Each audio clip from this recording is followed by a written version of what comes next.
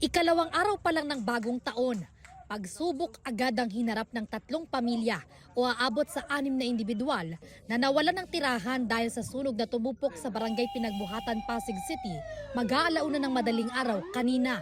Ayon sa barangay, nasa 3 kubo ang nilamon ng sunog na umabot sa unang alarma. Light material lang po yung structure, kaya mabilis po lumaki yung apoy. Inaalam pa po namin talaga kung residente ba sila dito or informal settlers po. Dahil tinatanong din po natin kung sino yung property owner ng lote. Nadamay rin daw ang 4 na sasakyan na nakaparada sa kalapit na parking lot.